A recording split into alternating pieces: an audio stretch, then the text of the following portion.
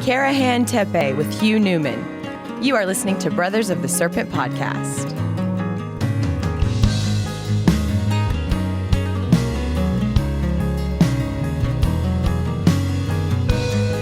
And welcome back, ladies and gentlemen, boys and girls, angels and demons and monsters and serpents. This is Brothers of the Serpent podcast, and we are coming to you not live from the 10 by 10 by 10 Tangent Cube of Science, where we are nestled amongst the dusty bones of an ancient seabed high atop the Edwards Plateau. All the grapes are in, and the juice is fermenting. Harvest is over for us. Yeah, we're buying some fruit, though. Well, I'm getting 500 gallons of some Trebbiano juice. Talking about harvest. Yeah, we don't have to harvest. We don't. All of our grapes are in, so this is good. Yes. Got some interesting, people were commenting based on the stuff we were saying last time about the CO2, and, they're wondering, like, why don't you, what about pumping that into a greenhouse? And, yeah, we've thought about that, but we're only generating that much CO2 for a couple of weeks. So it's not really worth it in terms of greenhouse. Like, it would be great if we could store it somehow. More like 1 week. Yeah. Maybe a little over a week. But yeah, well, the stuff's spread out, so you generate some CO2 for a while, but yeah, it's hard to breathe in there right now. I went to push down, stir the grapes yesterday, and it's called a punch down. A punch down, yeah. And you got to take a break. It's you punch down one vat and then go outside and get your breath back, and then go back in and do the next one. So it's. You can just walk in and tell that you feel short of breath, like almost instantly. So, but it's starting to slow down a little bit now. Yeah, it is a little bit. Yes, but it's still. Randall is calling me. I should just answer the phone and talk to Randall. Let's get a Randall interview going. No, I'll have to call him back after this. So this episode actually was, this is an interview we did with Hugh Newman, specifically about his insights into Gobekli and Karahan Tepe over in Turkey. He's got some great videos on the site. We'll put some links in the show notes to all of his work, especially this particular video we were looking at where he was there at the winter solstice looking at some of these enclosures. So that's coming up. And there is video, and just to forewarn people, the internet connection was a little spotty, so but you can still understand everything he says. The images came through a little fuzzy for us, but I'll put them in, and he says he's going to send them to me, so I'll put them in post in the video, so they should be clear. So yeah, look for the video if you want to see what we're talking about. But overall, I think you can probably listen to most of it and be okay. Oh yeah, yeah. If you would have told me 5 years ago that Randall would be calling you while we were podcasting and you would not take the call. Well, I know what he's calling about. I would have been like, you're nuts. I know what he's calling about. But still, you see what I'm saying? Yeah. Randall's calling me. Nope, not going to answer. Yeah. What? I'll call him back. Anyway, this was a great interview. Really enjoy his work. Check him out on Megalithomania. Watch his videos on Karahan Tepe. Blew my mind. Gave me a much better perspective on what it's like over there. So it's really good stuff. He's got a lot of great videos on his channel as well. So absolutely. All right, let's tackle some Space Weather news. Okay.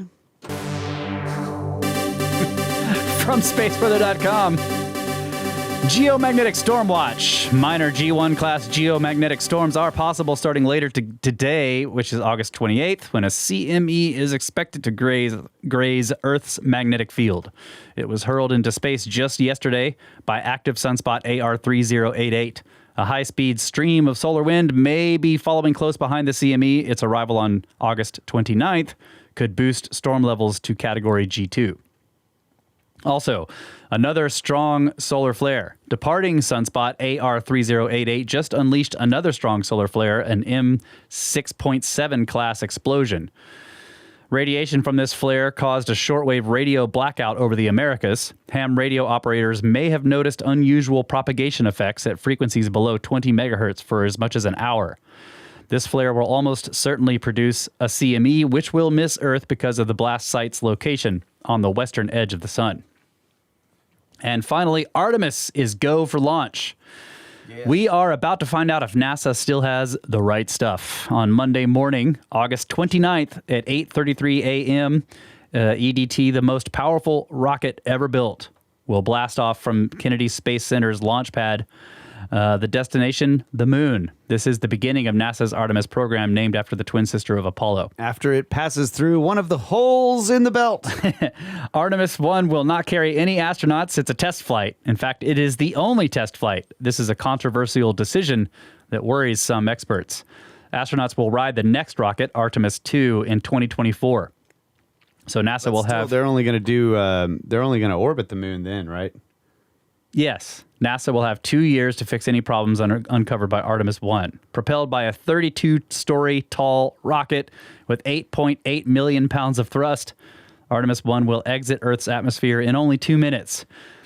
Less than 2 hours after that, the unoccupied Orion crew capsule will be burning straight for the moon. Over the course of the 42-day mission, Orion will orbit the moon for more than a week, approaching the lunar surface within 62 miles and travel 40,000 miles beyond the far side of the moon before turning back to Earth. This capsule will stay in space longer than any human spacecraft has without docking to a space station and return home faster and hotter than ever before. Indeed, a key goal of the mission is to test Orion's heat shield when it slams into Earth's atmosphere at 25,000 miles per hour and heats up to 5,000 degrees Fahrenheit. Oh, God. If all goes well, future launches will carry crew. Astronauts will orbit the moon in 2024 in Artemis 2 and then touch down near the moon's south pole in 2025 with Artemis 3. The moonwalkers will include the first woman to step onto the lunar surface. So NASA, we are rooting for you. And live coverage of the launch begins on Monday, August 29th at 6:30 a.m. Eastern Time. Well, I can get rid of that story out of my queue. Sorry, I didn't. No, that's great. Yeah, that's tomorrow morning. So current conditions, solar wind speed 397.5 kilometers per second. Density is 6.34 protons per cubic centimeter. Sunspot number is 84. Neutron count is 1.5% above the space age average. And the KP index right now is 2, quiet, and the 24-hour max was 3, quiet. And that is your Space Weather News for the week. All right. And yeah, so we're gonna just jump into the let's jump into the interview. Okay. And then stick around afterwards. I got a little follow-up story on nuclear fusion or cold fusion. There you go. Actually, just some stuff I was reading. All right. Interesting. Yeah. So here's our interview with Hugh Newman. Hope you enjoy it.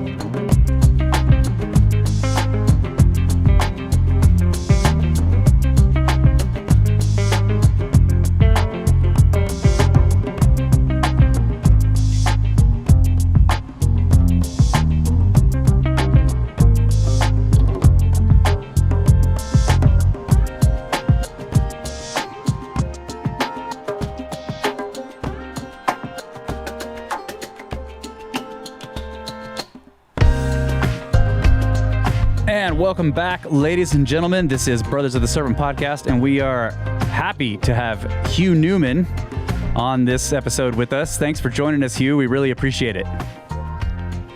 Yeah, thanks for having me on, guys. Yeah, I've been catching up on your Charles Fort episodes because all that Fortier stuff fascinates me. But yeah, I'm sure we can get into some good stuff today as well.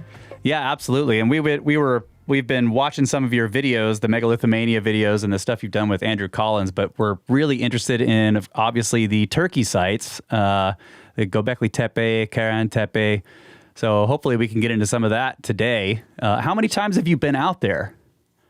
I've been out about 5 times, I think. Wow. And actually heading out there immediately after this pretty much as well for another trip. Yeah, quite a few times. Yeah, been going there for about 9 years or so. Even to Karahan Tepe actually long before it was excavated. So yeah, we kind of got to know the site and the area quite well. But now they've excavated it the last couple of years. It's a whole new story. So how is the travel situation over there? I mean, how, security wise, all that kind of stuff?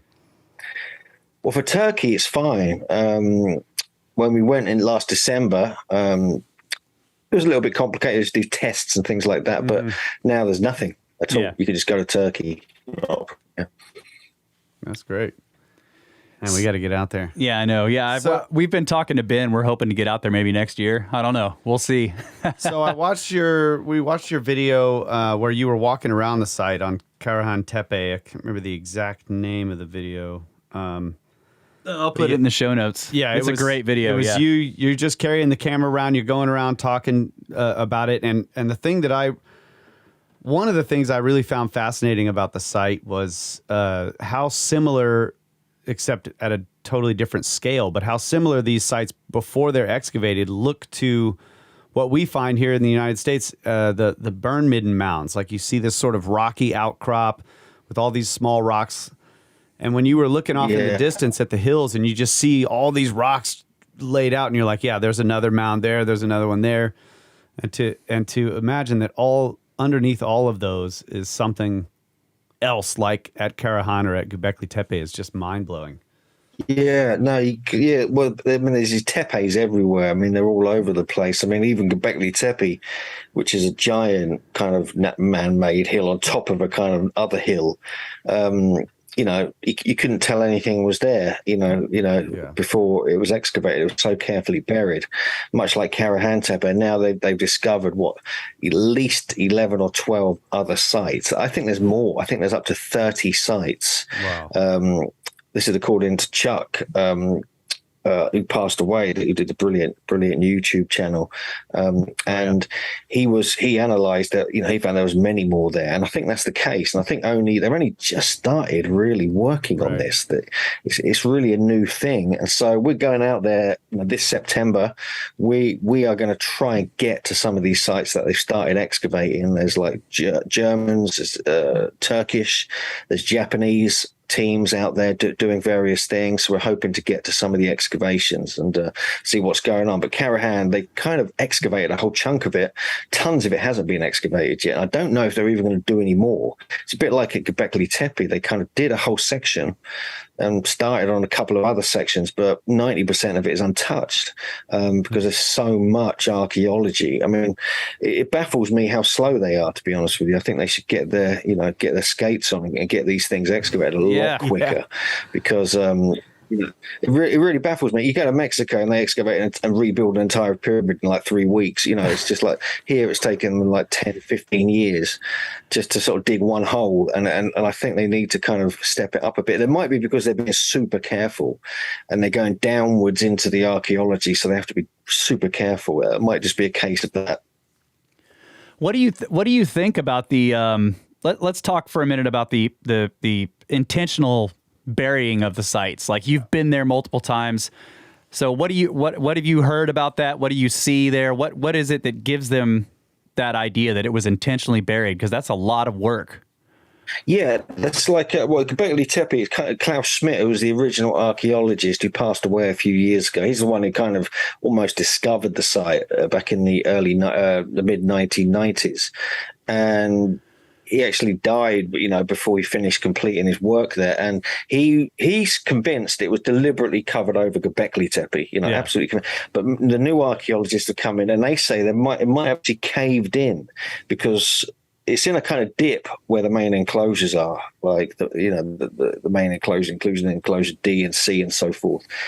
And there's lots of evidence of these smaller square buildings around the top, and this suggestion that it might have actually caved in and like a landslide may have been the first phase of filling it up, and then they buried it up afterwards. That's what the new archaeologists are kind of saying, but I'm not so sure because Neshmi Karal, who's the main guy at Karahan Tepe from Istanbul University, he's found that one of the main pits called the AB pit, or what we call the Pillar Shrine, is and it's quite a small area. It's only 7 meters by 6 meters, so 20 feet, 9 feet kind of thing, or 15 feet, something like that. It's not a huge area.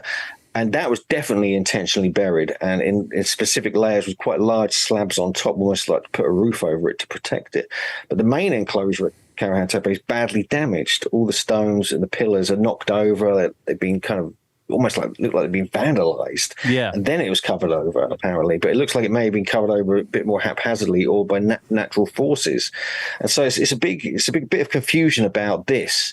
But we know that they did have this tradition of building over sites and even building new sort of structures on top of them, because Gobekli Tepe, there's a whole phase. There's probably over 1,000 years, maybe 2,000 years of use, and you can see these levels, going all the way up, and the way then it grew and grew in height. This whole kind of site, and I think there's similar aspects to that at Karahan Tepe as well. There's certain areas where they should be building on top of one another. And we must remember we're talking about 11,600 years old for Gobekli Tepe. Karahan Tepe, we're talking around 11,000 years old, probably up to 11,200 or 300 years old. That's the kind of what people are saying now. There was this little debate last year. This paper came out that Karahan was older than Gobekli Tepe, but it's not. We don't think. We think it's almost like an offshoot from Gobekli Tepe, but the same style spec, the same design, the same kind of layout, the same kind of geometries and evidence of intricate 3D relief stone carving is present there. Karahan Tepe, they're doing more work building out, carving out the bedrock itself, so we're talking hypergeum style. And it's really the first place that had that to this degree. There's elements of that at Gobekli Tepe, but not much compared to at Karahan Tepe. Half the site is carved out of solid bedrock in a stunning way. I mean, this is outrageous, to have this kind of quality, and even the idea of doing it back then, about 11,000 years ago. So is that the case? Is that part of the case to be made that it's a later site? Is that the work is more difficult, more advanced? Well, I would say it's equally advanced, the same quality as Gobekli Tepe. But the thing with Gobekli Tepe, it's been well preserved, the very well preserved T-shaped pillars with beautiful carvings on, was not too much from Karahan Tepe has been that well preserved, so it's hard to gauge exactly if it is the same kind of level of quality. But we're only talking about a few hundred years difference here. It's not that much, but it's a different kind of thing. It's a whole different vibe there, and it seems much more remote. You go into the Tek Mountains where it's located, and you feel like you're on Mars or something. There's nothing. You can't see anything apart from these kind of ruinous, stone, rocky outcrops going on for miles in every direction. Yeah, it does. It does. In the videos we were watching, it does look pretty desolate out there. Yeah. So very much so. Yeah. What is the case that they're making that it is a younger site than Gobekli Tepe?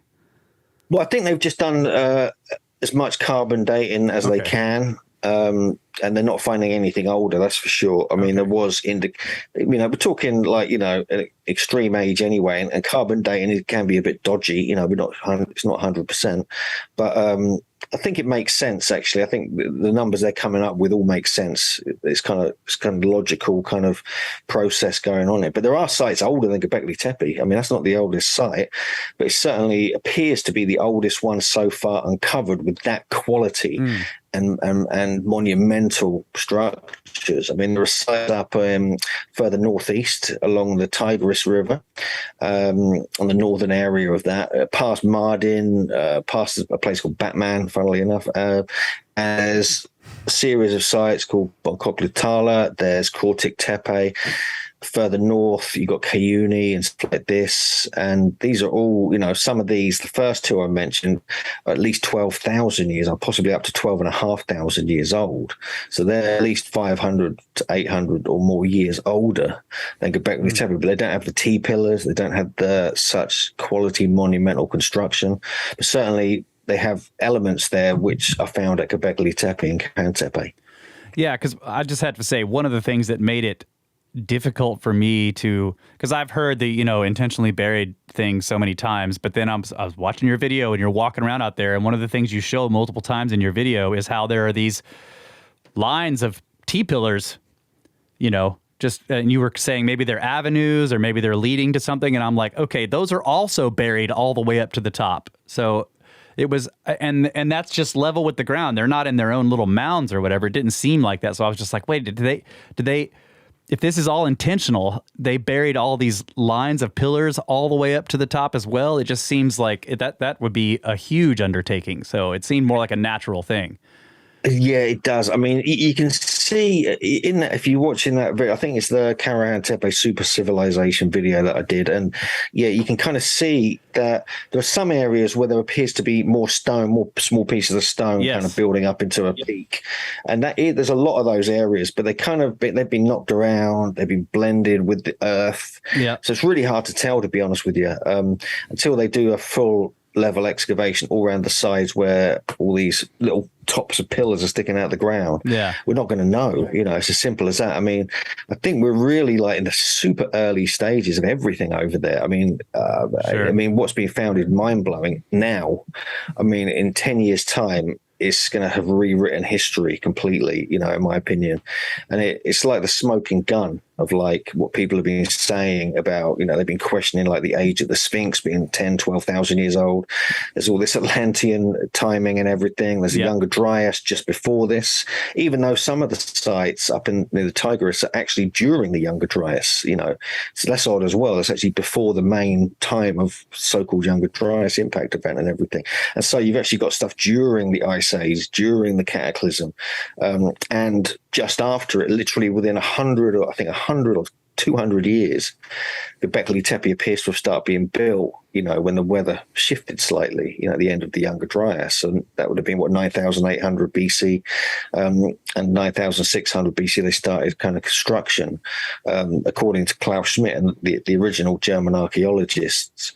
So, potentially like 1% of what's out there has been uncovered so far.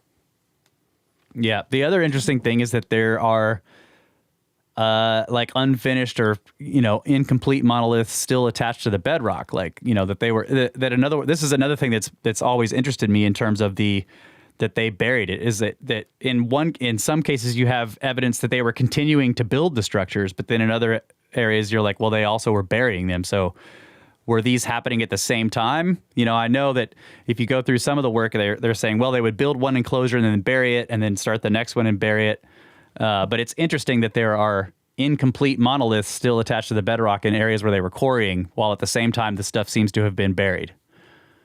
Yeah, then that's true. Yeah, because there's an 18-foot one on the west side of the base of the hill at Karahan Tepe. Yeah, and that's similar to some that are at Gobekli Tepe as well, which is 24 or 22 feet tall, and they're just within a quarter, maybe half a mile of the main site at Gobekli Tepe.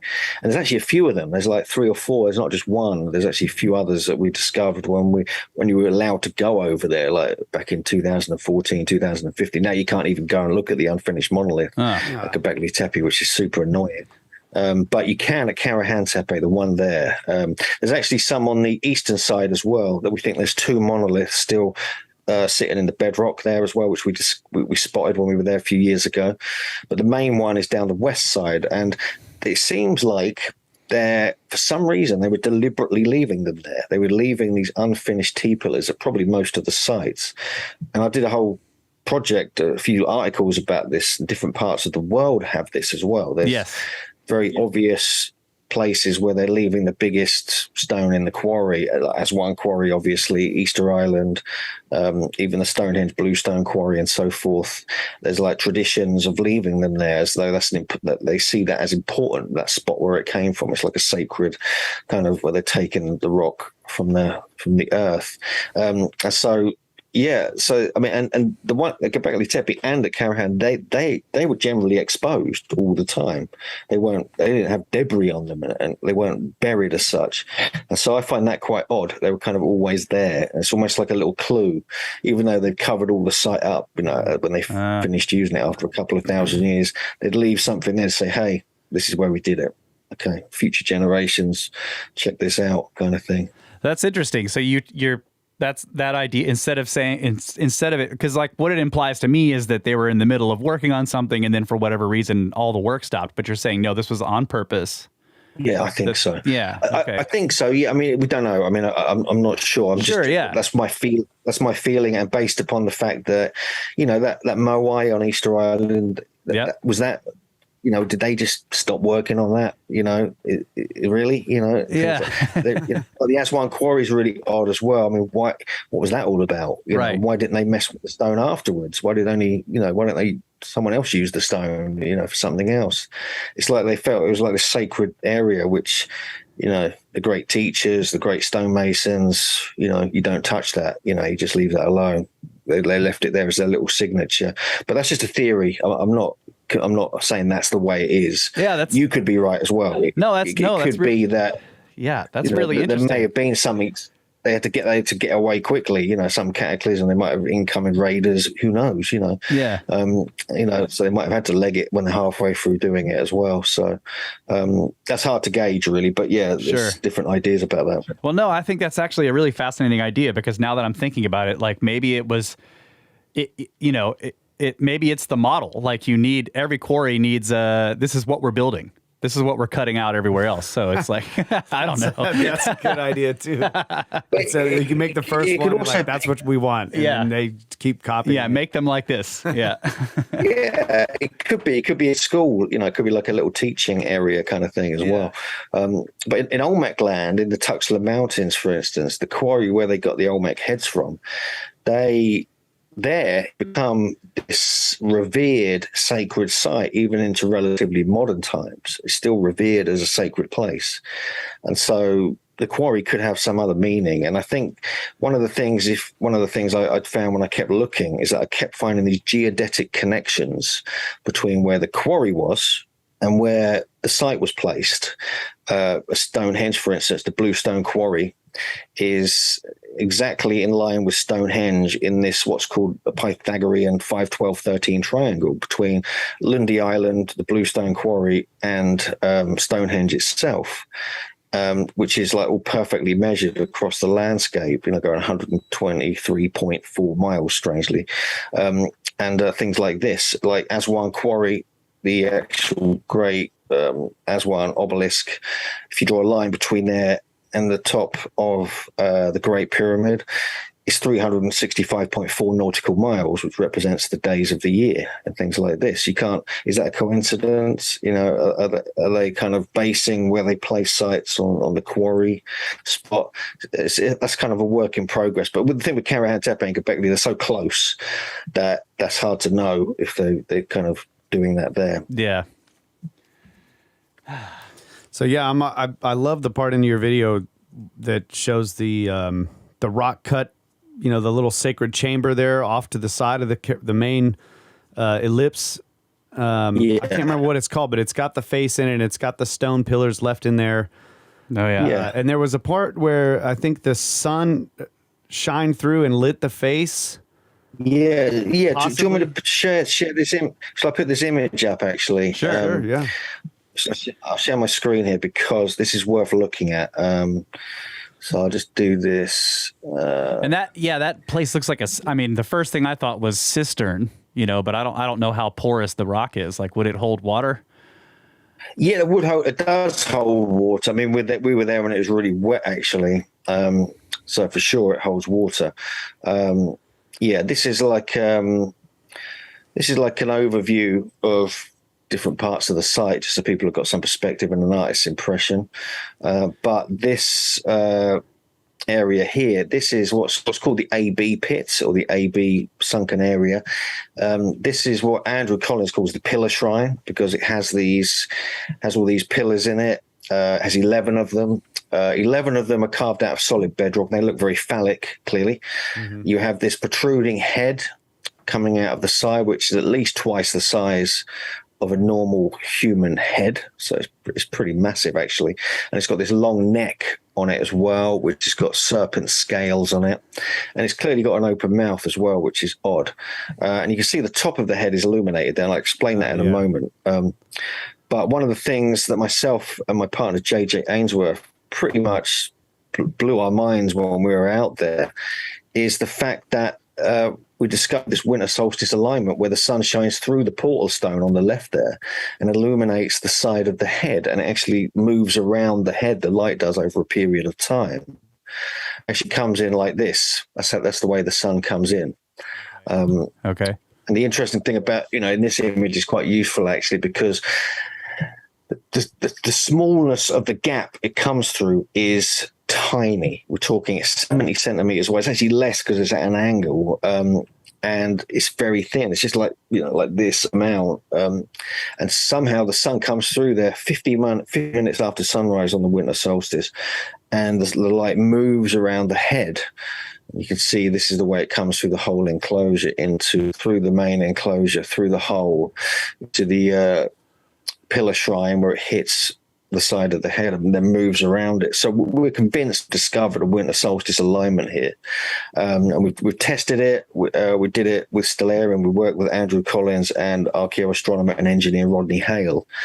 And we tested it and we found that the sun, it would have been slightly lower 11,000 years ago in the sky as it rose. And that would have illuminated the head much better. The whole face would have got illuminated perfectly over a 40-minute or 50-minute period.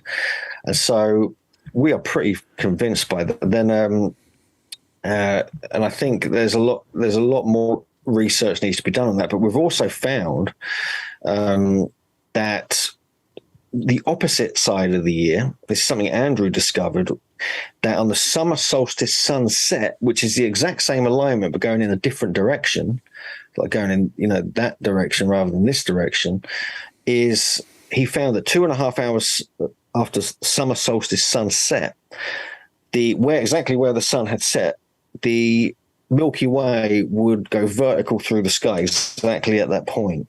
And it would be like this hell of a sight. Like a pillar. You must also remember that at the opposite side of the year, we have the moon follows the path of the sun as the sun moved on the winter solstice. So during the summer solstice, the moon almost follows the same path. And we found that in 9015 BC, so 11,015 years ago, the moon would have been in the same position as the sun, and it would have illuminated the head then as well. And so we find that there's lunar and solar system they're built into this site, which is the earliest place they've done it on Earth. I think I can't find any examples where there's anything earlier than this. And the whole symbolism of this is something that J.J. Ainsworth has been, and myself have been writing this. Written this super long article, but we're not going to publish it yet until we've got all the data ready. It's going to come out. We're going to do it in a couple of months, leading up to the winter solstice, because we feel there's something quite profound going on here. So I have a couple of questions. And so, a couple of questions here about the light coming through. Do they think so? Okay, so we're looking at the cistern or the rock cut area, and then behind it in this picture that's the large enclosure? That's the large enclosure, yes. So that would be this one here. Yeah. So was it supposed to have been roofed? And if so, would that have blocked that light, or would there be a passage all the way through, do you think? Yeah, I think that because it's so low, the sun, that even if there was a roof, it would be, there'd have to be things to hold up the roof. It would be lower than where the roof would be if there was one. Oh, okay. I don't think there's going to be a roof on this large enclosure because it's 75 feet wide, and it would be almost impossible for it to stay up. Whereas the small enclosure, if that had a roof, that would make no difference because it'd be above the portal. Sure, yeah. I meant the big enclosure. If it was roofed, it seems like it would block that. But you're right. If there was no roof there, it would be. No, but I mean, even if there was a roof, it's highly likely that would have been added later. It's always the last part of any construction project. Yeah. And there's no evidence of a roof there, even at Gobekli Tepe either, to be honest with you. It's just speculation. But if there was one, and we are definitely considering that it's highly likely they would have left an opening. Yeah, sure. Yeah, they would have left an opening. Windows. Yeah, one of them would obviously be for this, because this is too much of a coincidence. Yeah, you can't explain this away as a coincidence. Unfortunately, it fits too well. It's odd. I mean, it's completely. We had no idea that we were going to see exactly that. No idea. You wouldn't be able to find it because it's such a small hole it's going through, and because it's 50 minutes after sunset. you don't really look for that if you're an archaeoastronomer. You look for the moment of sunrise. But then we looked into other sites all around the world, and we found that tons of sites, famous sites, it doesn't always happen at bang on sunrise. It happens sometime afterwards and lasts for a period of time before it completes itself. And so we've got, in this article we've written, we've put all the data in to suggest actually this is kind of normal for winter solstice sunrise alignments, and it just makes sense, because even where the two pillars were, you can see they've fallen over in the main enclosure here. Yeah, it would have passed neatly in between those as well. If you look at the position of them, right. So do you think it would have been almost perfect? So do you think that's the significance of the two central pillars being sort of not symmetrical with the enclosure? Well, I think they would have both been in the center, more or less. But I think it's like at Gobekli Tepe that if you look there, they have a portal stone usually in the northern area of, and that's in between the pillars as well. But this is slightly off; it's not dead north. But yeah, I mean, I think it's valid. I mean, we're pretty convinced by it. I mean, we were skeptical when we saw it. We just recorded everything, got all excited, and we thought, oh, okay, we'll send all the data to Andrew and Rodney. They're probably going to come back. It's not going to work, 10, 11,000 years. We kind of weren't expecting anything from it. We didn't really kind of promote it too much. But then when they came back and they said it would work even better, we were like, oh, actually, that's interesting. And especially with the summer solstice sunset thing going on as well, which is the same moment but in a different direction. We found that all very interesting. I've had people, I've had skeptical people just say, oh, it won't work. There was a roof. They obviously all had roofs, this, that, and the other. It can't have worked. It's a coincidence. And we went along with that. And then, but all the data came back and we're like, bloody hell, it's actually quite good. And I agree with you too that if there was a roof, they could have easily left a window. You leave an opening, sure. I thought, I just don't know if there would. I mean, because at Gobekli Tepe, there's more likely to be a roof, because on enclosure C, on tops of the T-pillars, you've got like little notches where bits of wood could have gone. Yeah, but there's no damage on top of any of the T-pillars where a roof would have sat and moved around and things like that, even at Gobekli Tepe. But the pillars there have been really well preserved. Yeah. So maybe it did have a roof because they're so well preserved. But at Karahan Tepe, they're not preserved. They're battered. They're like ruined. So it seems like the elements got to them at some point. So it doesn't seem like if it had a roof, in my opinion, but it might have done. If more evidence comes forth, okay, great. There was a roof, but I'm not sure because it's so badly damaged. Everything in the interior of the main enclosure. It definitely looks clearly with the small enclosure. The AB pit here looks like it could have had a roof. There's like ledges around it. That would have gone over the top of this. You see, it would have gone over the top. Of that. So this would have been open still. So the light still would have come through there. That would have made it more impressive, if you're inside there, if you somehow got through a 70 centimeter hole, got in there, it would have been, imagine how cool that would have been during the winter solstice. If you love Shaman, the smoke and drumming and everything else going on in there, it would have been pretty amazing. Yeah, and then it lights up that face in the dark. And then after another hour or so, when the sun goes above the portal stone, above the kind of above the lintel here, then that happens where the whole top part of the head gets illuminated, which could be a coincidence. That's that side of things. But I thought that was odd. It's almost like symbolic of, higher level of consciousness or something. There could have been something on top of it because it's flat as well. And we find JJ found some goddess statues at Catalhoya a couple of thousand years later that had this kind of flathead symbolism in it as well. Almost like it's wearing a helmet or a crown or something.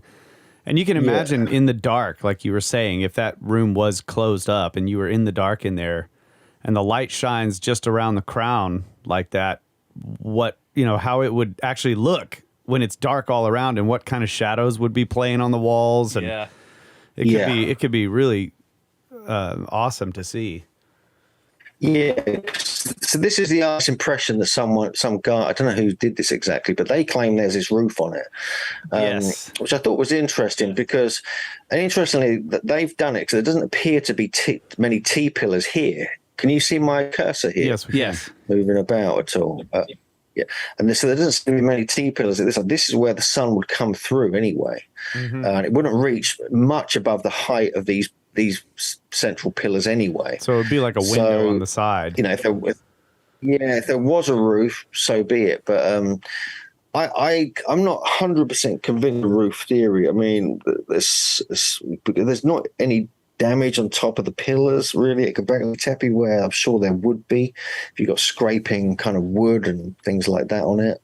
And this is 75 feet wide. That's a big old roof. It is. And you've got a big roof. Barely any wood to do it with either. But yeah, fascinating idea. Do they know what the vegetation was like in the area that long ago? I mean, were there trees? Were there forests nearby? There were cedar trees. They did have cedar trees in the area, but not that many. There were lots of bush, like acacia bushes and things like that, grasses, which they could have used for like thatch type stuff. So there were some, I mean, I haven't found much evidence of wood being used there, to be honest with you, because it's all rotted away. But yeah, I mean, it's fascinating either way, really. Just the whole thing is just utterly baffling. Yeah, for sure.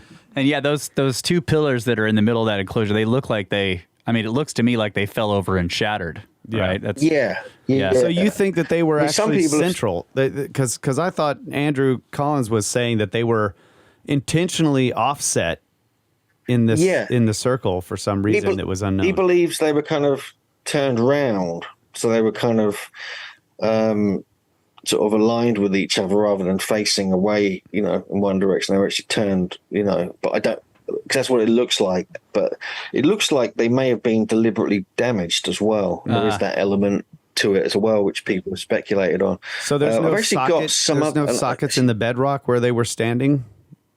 Well, this is the confusing thing about this, because there probably are sockets, but it's been quite badly weathered. That's the thing that's the thing about this site, which makes it a bit different to other sites. And you can see there's a whole area here, which it looks like terrazzo. It looks like terrazzo. All this area here on the left is carved out of solid bedrock, and then it combines into freestanding pillars going around the edge here. But here it's carved out of bedrock, as is the pillar shrine, as is the sunken pit over here. But this looks like it's got terrazzo on it, which is like almost like a kind of geopolymer, which you find at Navali Churi, Kayuni, and some other sites. So there may be a combination of bedrock and even holding things up with this kind of like lime mortar called terrazzo, which they were creating back then. Yeah. Huh. So yeah, it's pretty odd all around, really. Yeah. So there's also serpent effigies and stuff there, right? There's something carved into the wall. I think is that it? Yeah. There's like a little serpent path, and then there's I'll dig out some other images for you in a sec, but I'll have to close this presentation thing down. No, that's all right. And dig out some other. But this is actually just before I change it. These are some cut marks. We find these all over the site, and this on the bottom left is the unfinished monolith down on the west side of the hill at Karahan Tepe. Right. So you can see you can see where they kind of carved some of it out but not completed it. I mean, you could have made two out of that, because that's much thicker than most of the pillars you find at these sites anyway. But I'll just jump out of the... what do you think those cut marks are? Do you guys have any idea what those cut marks might have been? Well, that's something that JJ's gone into quite a lot, actually, because they kind of... it's going to be all published in this article eventually when we finally get around to it. All right. To finish it up. We're looking forward to it. But they're like kind of cupules, and you find these on tops of the pillars at Gobekli Tepe, literally on top of the pillars, which is really odd, and in the bedrock and in other places inside the enclosures. And these are often related to the goddess. It's something that JJ is really specialist on. You'll have to get maybe when we've got the article out and near the winter solstice, we'll jump back in and do a big update on this, because we're going to probably find out some more information when we go there in the next couple of weeks. All right. But they're often related to the goddess, and they're water collectors. They collect dew, like natural water in the morning. They collect rain as well, things like this. Other people say they're for tuning. Other people say they're to reflect the stars in the sky and things like this. But generally, if you look back far enough and you look at traditions all through Europe and other places, they are related to the goddess traditions, and there's a strong possibility that this whole winter solstice alignment that JJ and I spotted when we were there in December is a whole ritual process of like the male shard of light coming through the female portal stone, the whole illuminating this womb-shaped kind of thing with these phallic images everywhere combined, with this goddess looking out and saying some incantation for the new year. And it could have been fertility rituals, dances, and anything else going on here as well. There's also the original name of Karahan Tepe is Kechli or Kekli, and the hill to the north is called that as well, where Andrew's found Deneb alignments, Cygnus alignments heading in that direction. There's ruins up there and that part of the area as well. But the original name is Kechli, and that's actually in certain Kurdish and Turkish dialects, and even I think Armenian as well, it relates to possibly a queen, possibly a female, possibly a daughter, possibly a goddess. This is actually the original name of Karahan Tepe was Kechli Tepe. It wasn't Karahan Tepe. There's a name given to it in more recent times. But I'll just dig out a couple of images here. One second. Which one was So we live on limestone bedrock around here in the hill country in Texas, and we see a lot of these round holes in the tops of the bedrock that look really, like it looks like somebody made this, but the standard explanation is that they're natural. They're natural. Yeah. But they look sort of eroded. Yeah. Weak spots in the stone, but so many of them are very circular. It's really strange. Yeah, you do. I mean, you get them all over the world, though. I mean, we're not just talking about one or two places. Let me just get this out a sec. I'm just going to get you this image out because this just shows you a better example of what I'm trying to kind of explain here. I haven't actually got them in any kind of presentation. No, that's all good. Yeah. Yeah, if I just share this, then you can kind of see. I just want to kind of, emphasize the alignment here, because if we share the screen again, because this shows you the movement as well of how the sun moves over like a 40-minute period. But we must remember, from left to right, and top and bottom, we must remember that 11,000 years ago, it would have moved around almost perfectly around the face, which is, to me, utterly amazing. And you can sort of see the interior on the left here as well of kind of what we're dealing with. Let me just show you this as well. Where is it? So I might have to ask you can you send me these images so that I can put them in post, because they'll probably be clearer if I do it that way. Okay. Yeah. Okay, no worries. Yeah. And we also found some other, while I got the images up here, we also found that when we looked at other winter solstice alignments, we found a lot of very interesting anomalies that are very similar to what we found at Karahan Tepe, where you have this beam of light, kind of vertical beam of light moving across, which you get at Chaco Canyon, you get it at Karnak, you get it at La Crue, and even at Stonehenge, you have a winter solstice alignment as well. Newgrange is probably the most prominent one, but we give quite a few examples of that. So yeah, there's quite a bit going on here. I'll just show you a couple of other things in here as well, because I've been looking at, you mentioned earlier about the geometry. We've been looking into the geometry of places like Gobekli Tepe, and Andrew's found some remarkable elliptical geometry, and he's found that has very specific ones based upon human voice acoustics. So these were would have had remarkable effects if you're singing and chanting and everything else. And actually, acoustic experiments have been done there, and they found some remarkable anomalies. They've even actually found a magnetic anomaly there as well, inside enclosure D at Gobekli Tepe, which surprised me when I started looking into this. Wow. But we've looked into the geometry. We've found some remarkable things there. I've been working with a geometer called Adam Tetlow and John Martineau, and we found that there's use of certain ancient measurements. Well, I know you're quite interested in metrology, of the Persian foot, Sumerian palm, and the Royal Egyptian foot as well. Wow. And possibly some others as well, which we're just looking into now. But we're finding it really hard to get exact measurements of Gobekli Tepe. But all these measurements were based upon the work done by Avi Gopher, when he found that there's an equilateral triangle linking up the centers of each of the main circles at Gobekli Tepe. So we're just starting to get our head into that, and we're going to try, when we go back, we're going to try and locate the exact measurements of everything, because if this is the case, this means that they were measuring using ordered Earth numbers, so they must have had measured the Earth by then when they built Gobekli Tepe. Otherwise, they wouldn't have these harmonic numbers based upon Earth measurements. So who did that? And then you kind of get into all speculation mode about Enoch and about taking chords and going to measure, and the watchers and things like this. Was that actually at this time this was all happening?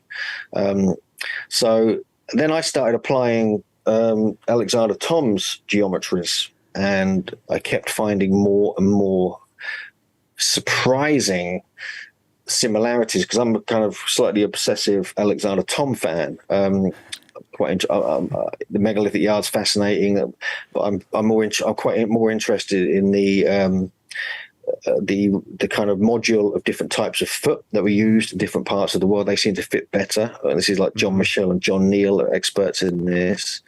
But I thought I'd apply the geometries of the what Alexander Thom had came up with into Gobekli Tepe and other areas. And I found this, for instance, enclosure D, which is an egg-shaped circle type 1, which is what we find at many sites around Britain, very similar kind of shapes and geometries.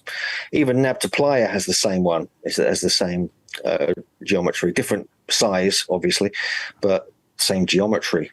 Wow. And we have this as well, enclosure C. We have flattened circle modified type B, which fits really well, flattened circle type D, and so on and so forth. So we need to do a bit more research on this. We can't guarantee these are all correct, but considering that how little of the site has been uncovered, especially when you look at the rest of the site there compared to what's being found, you start realizing that this is the tip of the iceberg. What else might be found could be utterly mind-blowing. And the amount of sites in this whole area that haven't even partly been excavated yet, I think it's going to just be a world changer. It's crazy how huge it is. I think that's one of the great things about that video that you did. What was it? The Karahan Tepe Super Civilization video? Yeah.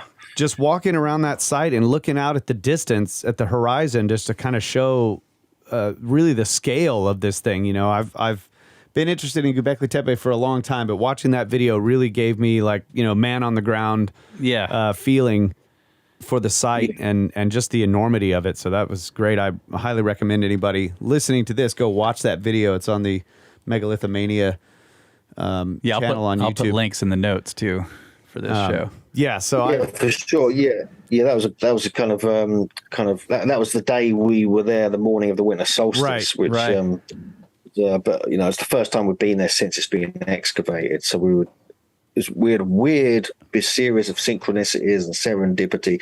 I hate getting up in the morning, but we had to go in the morning because we heard that the officials were coming in and they were going to put a roof over the site that day, literally on the solstice. And we were like, what? And we were like, Christ. So we got up at 4:30 a.m. and just got to the site just because we wanted to see it before they turned up and closed it down. And that's when we discovered it. That's when JJ spotted this kind of weird beam of light on the side of the head. And I was like, what the hell is that? So yeah, if we weren't there at that specific point, they may never have been discovered, because they're probably going to build a roof over it for the next winter solstice. Yeah. So you might not see it anyway. Yeah, I was pretty upset you guys didn't call me. You know, I was there. I would have gone with y'all. Probably would have seen. Yeah, I should have called you there just the night before. Yeah, could have got your private jet over. Oh, that's fine. Or Ben flying it or something. Yeah. Okay. So what? One day we'll have that. Maybe that'd be amazing. Yes. So what is one of the other things that I noticed in that video is there's like broken portal stones like lying all over the place. Yeah, you get that. The whole site is like that. It's been like that for a long time. You know, before it was discovered, you just got things lying around like these pillars sticking out the ground, kind of thing. So, but what was really stones? What was interesting to me though, like, and I haven't been there, so I'm just watching the video, but it looked to me like the carving on the portal stones was much cleaner than a lot of the other stuff that was lying around. You know, like they were high quality. Yeah. No, there is some high quality stonework in the museum there now. Yeah. I did a video about that. You could put a link into that if you like. I'll send you some images. Okay. But they've got an entire room at the Llanfairpwll Museum dedicated to Karahan Tepe, and so the things in there are just incredible. It's like the kind of stuff you get at Gobekli Tepe, but all in all, there's a remarkable amount of artifacts that have been uncovered. I mean, one of the sets of artifacts which a lot of people overlook are these beautifully carved large stone plates. Yes. With perfect polish all the way around it, with nice rims around the edge.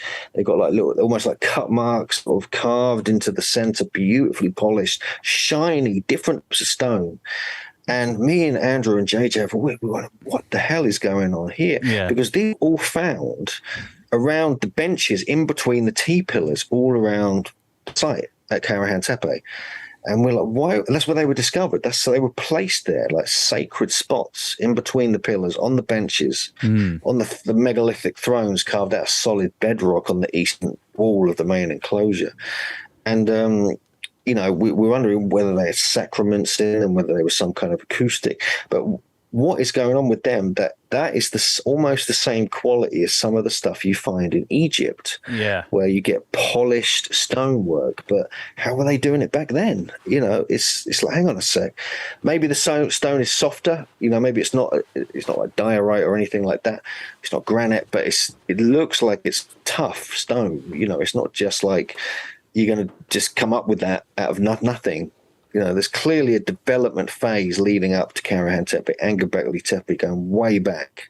Yes. Super fun, because quality, the abstract artistic nature of it, the relief carving, some of them are huge 3D, protruded. It's just a level of sophistication that shouldn't exist. And it only really returned in Sumerian and Egyptian times thousands of years later. So, who they were is a whole other question. I mean, we go into that in our kind of article, and Andrew has in his books as well, all the connection with the Watchers of the Book of Enoch, even the Anunnaki of the Sumerian tradition. It all sort of lingers around that. It all kind of fits, especially now we've got this evidence of measurements and earth measurements and surveying. Even between the sites as well, we're finding geodetic connections. I'm working with Howard Crowhurst, who's done some remarkable work on Karnak and other sites, even in Britain as well, and all these using this modular geometry across the landscape and finding these remarkable consistencies. Now he's finding it there as well. I've been working with him on that because we're going to be publishing that early next year. So it's all just new at the moment, even though it's super ancient. And so, I have to keep researching, see what we come up with. Yeah. So what do you think about, the idea of maybe some of these other hominid species like the Denisovans or something being involved, possibly being connected to some of the myths of giants or other types of humans. Yeah, that's one thing. That's mainly Andrew's stuff. I got to be honest with you. He's been fascinated by the Denisovans or Denisovans coming down from Siberia, and he wrote a long time ago that there was microblade technology coming down from the Ural Mountains, from Siberia and other places, 30 to 40,000 years ago, and there's like a trail of it, and you get the same style found in the early phases of Gobekli Tepe, suggesting there must have been a migration down from that area.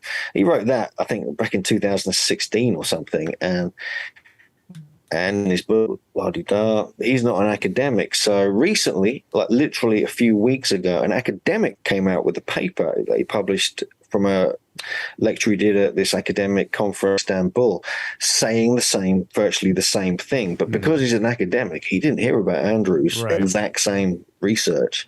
But he came up with it apparently a few months ago. And so it just backs up what Andrew said all along.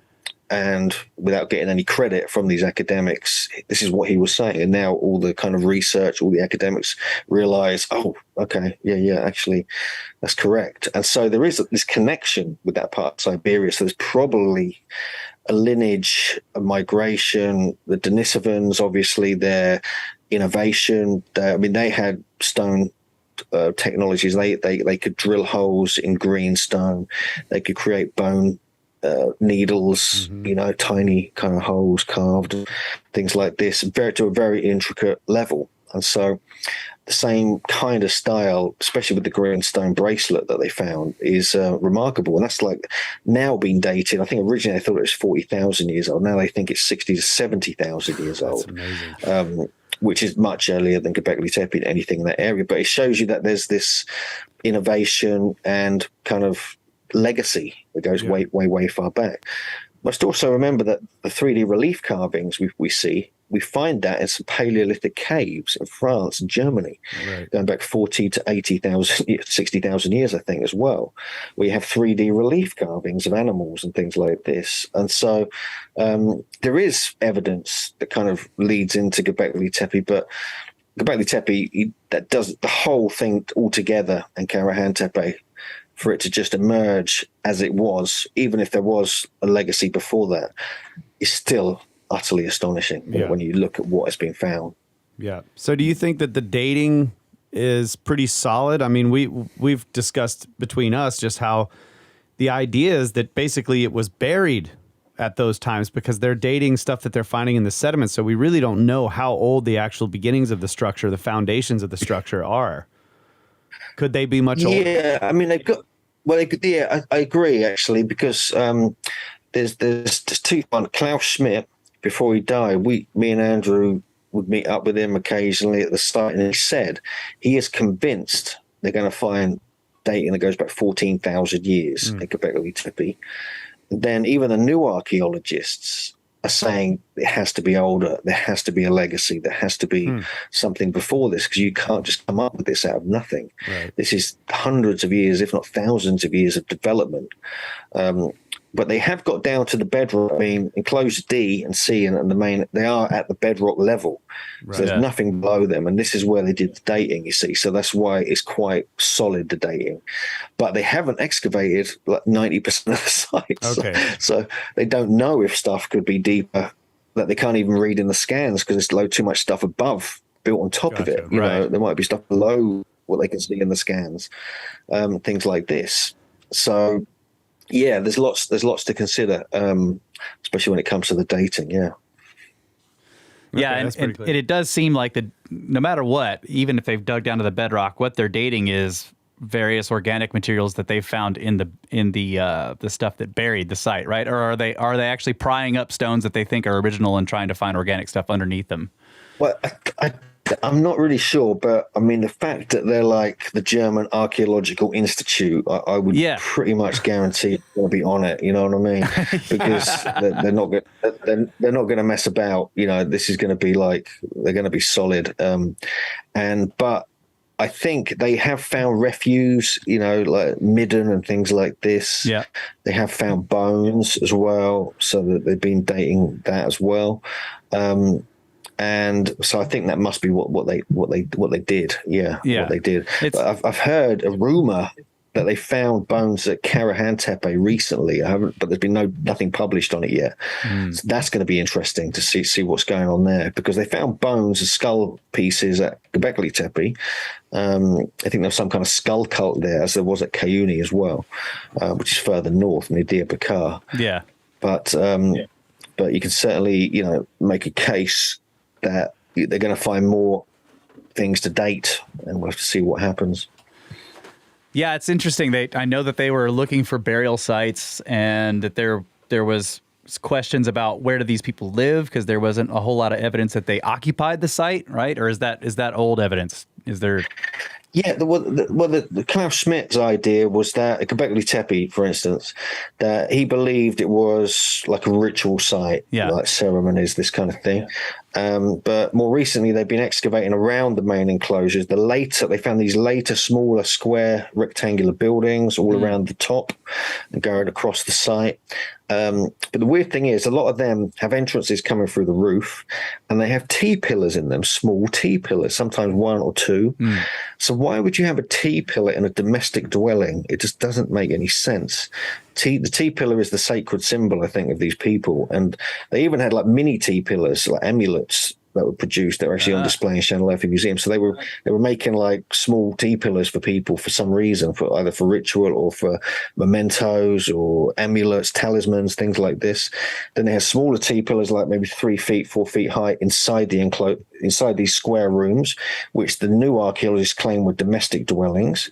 They're trying to convince everybody it's a domestic site now. That's the big thing they're trying to push. But the problem is there's no water there. There's no water, there's no river, there's no natural springs at Gobekli Tepe, definitely, nor at Karahan, we don't think. So they would have had to collect water, and they've now started to find deep wells that actually would be water collectors of rain and channels at the deepest levels of Gobekli Tepe, much like we find all over Karahan Tepe. We find a lot of these water channels all over Karahan Tepe, which I think was more ritual than it was, practical. But obviously you've got to use some areas to collect water, which you're going to drink, which would have been a useful, because the type of rock, if you choose the right type area of rock, you're going to get like a bucket effect where you're going to collect water, no problem. And it won't spill out. It won't seep into the bedrock. But there's no actual proper water source either of these sites.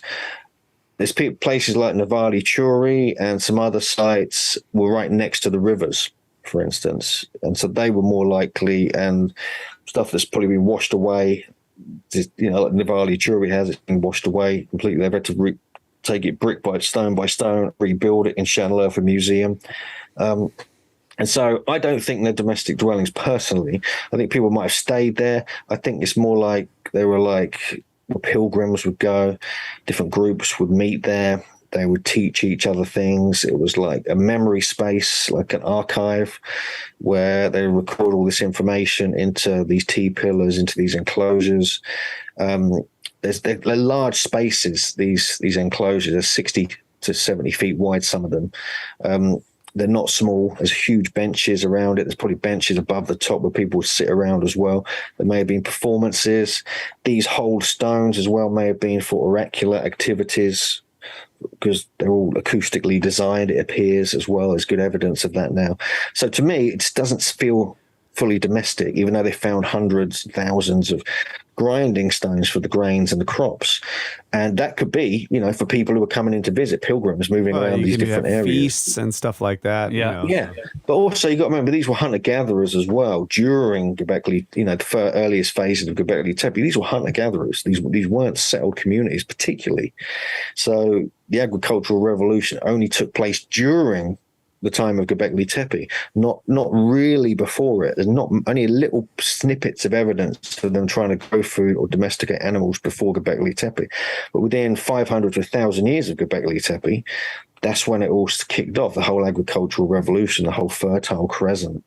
But in fact, the sites up near the Tigris, Kortik Tepe or Koklutala and other sites they found up there, they're the ones that appear to have been the very first settlements, even though they were definitely hunter-gatherers.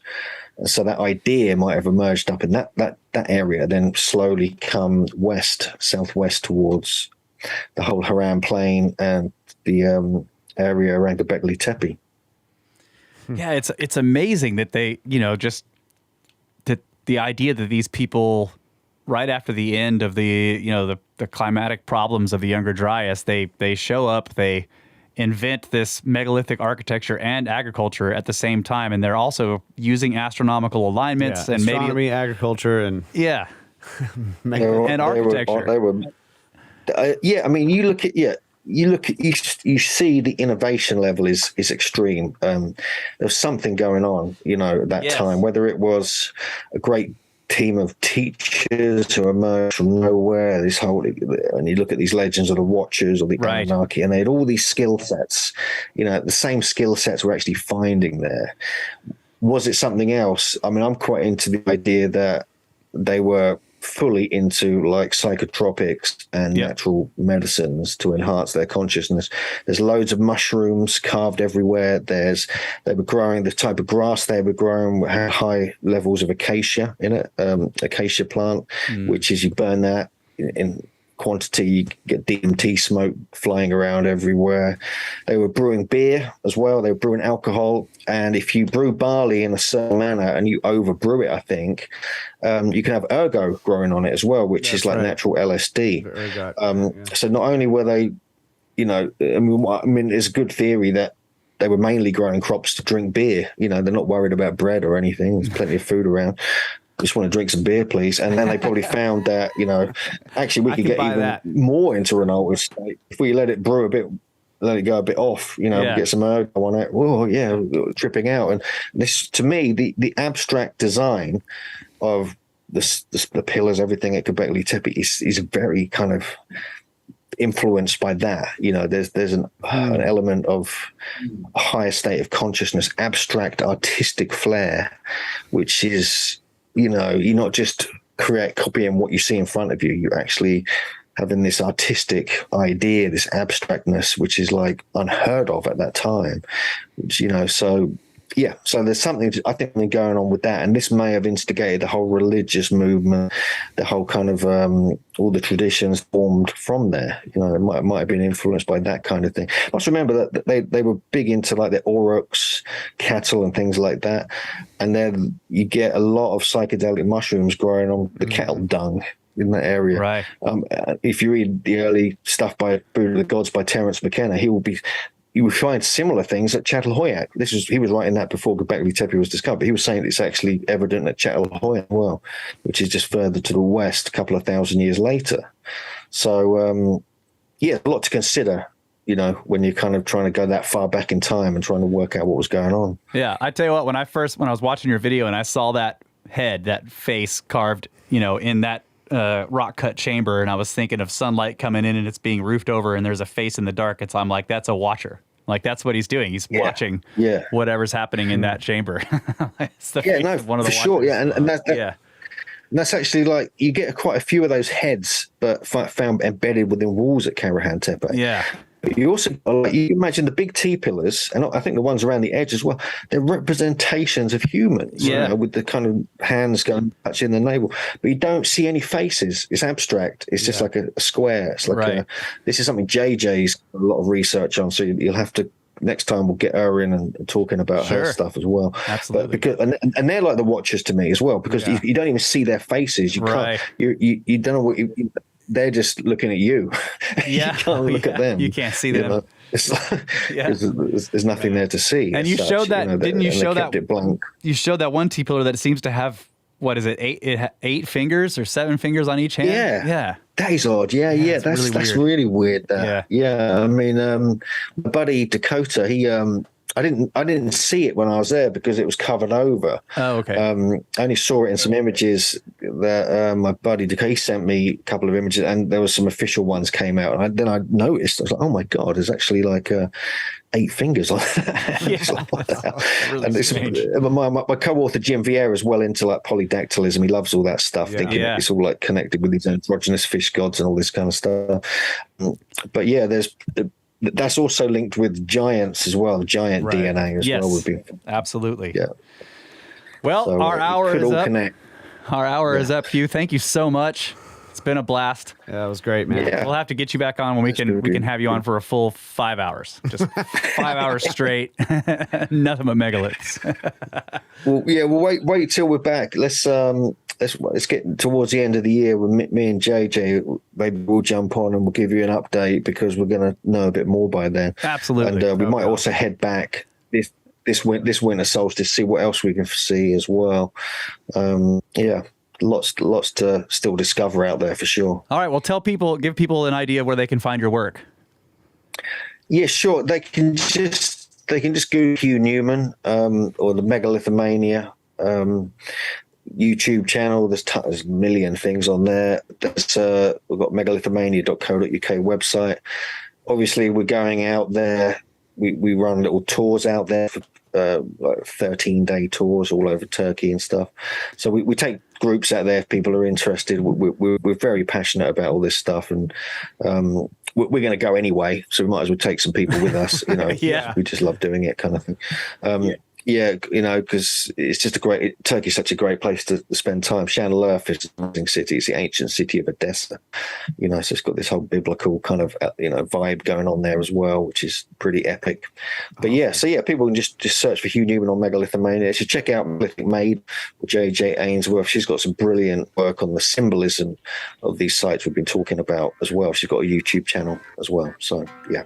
All right. Thank you so much, Hugh. Thanks, buddy. Thanks, guys. Good catching up with you. Cheers.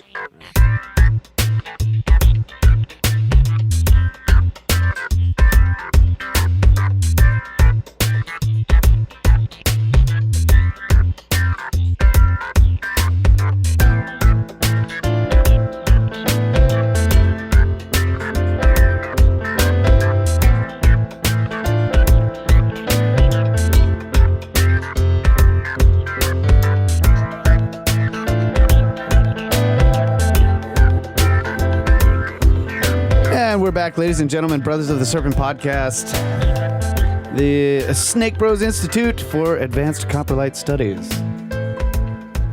And that was a great interview. Hugh's great. We got one other chance to talk with him when we did a swapcast with Ben. That was a lot of fun. That's right. Really cool guy. So hopefully we'll be meeting up with him in Egypt. That would be awesome. Yeah. And don't let that beer that Kyle cracked at the beginning of the show fool you. Like, he didn't drink that beer during the interview with Hugh. That was a time travel beer. That's right. Sure. I just cracked it. He just opened it. After the interview was over, when we recorded the beginning of the show. Now, during the show, I was frantically trying to save the computer from the air conditioner dumping water all over it because the drain got clogged. That's right. I had to go out there and put the old shop vac on the AC drain hose. Yeah. He was very professional. He kept talking, even though Kyle's standing up and like stuffing paper towels up there. It was a great talk. I can't wait to get out there myself. If we'd had more time, I wanted to ask him about, the cart ruts out there. And going into, has he been to Daring QU? And well, I was really happy to hear just, the way he describes the being there, what it's like to be there. Yeah. Like it's the city that was nearby that, just all that. That's great. They have a great time. That's the kind of insight. Yeah. That's the kind of insight you want. Yep. Yeah. A fellow traveler. Yes. We gotta, it'd be great to go there with him because he already knows the ropes and knows all the good sites and what times and places to go. So that would be awesome. All right, what do you got for us? Well, I'm just was just doing a little more reading on the fusion stuff, and I what was the movie? There was a movie made about the cold fusion thing. It was like, I think it was Keanu Reeves or whatever, and they had discovered the cold fusion, and then the lab blew up, and then the rest of the movie he was like running and shooting people. Right? That's right, protecting the scientists. But there was, I just remember growing up hearing about this stuff and that there was a little bit of a conspiracy perhaps about cold fusion. Oh, they figured it out, but they're hiding it and whatnot. So today I just happened upon was reading something and I looked up a few things and I caught these guys' names, the scientists who originally claimed to have discovered cold fusion. So this is what this story is about.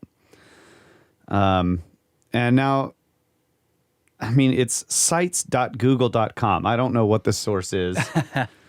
It's a really, it's just nothing but text. Yeah. So this is great because there's no ads or anything. Cold fusion, it's titled, under Mysteries of Science. So it says Salt Lake City.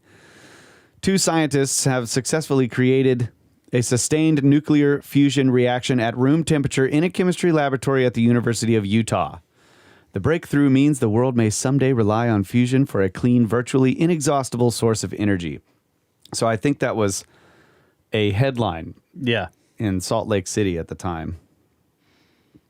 And it says that, that was how a press release issued on March 23rd, 1989 by the University of Utah launched the end of Martin Fleischmann's career. Fleischmann remembers his work's motivation very differently.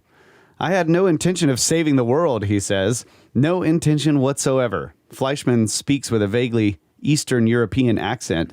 He was born in Czechoslovakia, but he doesn't speak a great deal. Ask him a question and he is quite capable of sitting, musing on it for a full minute or more. I had no intention of saving world.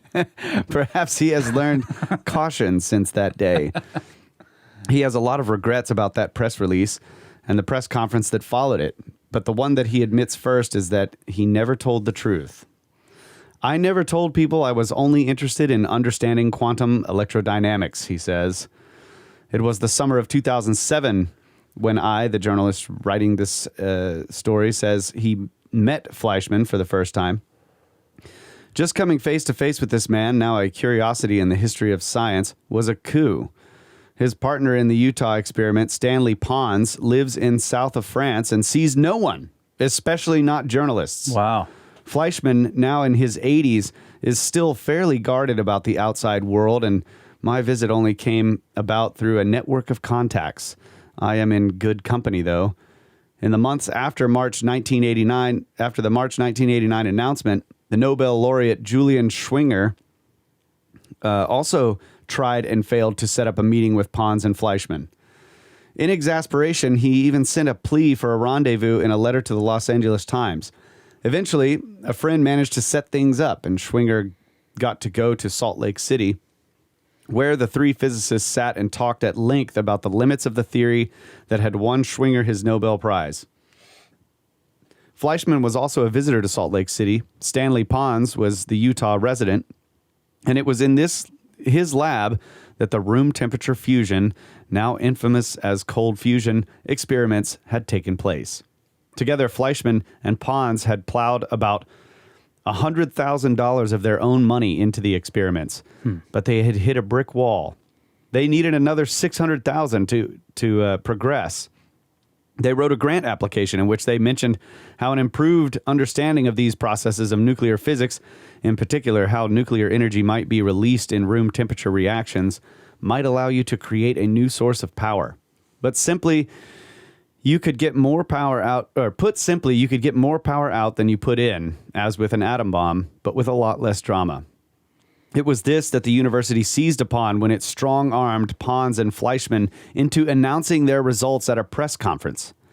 The university's research was going to save the planet. Fleischmann was mortified, but to his enduring regret, he played along. His complicity cost him his reputation and his career. For a couple of weeks, the world went mad for the story. Then the whole thing disappeared in a puff of scandal, partly because no one could replicate their results, but mostly because the results they claimed made no sense. Nuclear fusion is real, though. Squash 2 atoms close enough together and their nuclei join or fuse, creating one heavy atom and releasing energy. This is the source of life on Earth. The sun is powered by fusion. In the sun, hydrogen atoms are squashed together by the enormous gravitational pressure to make a single atom of helium. This releases fistfuls of energy.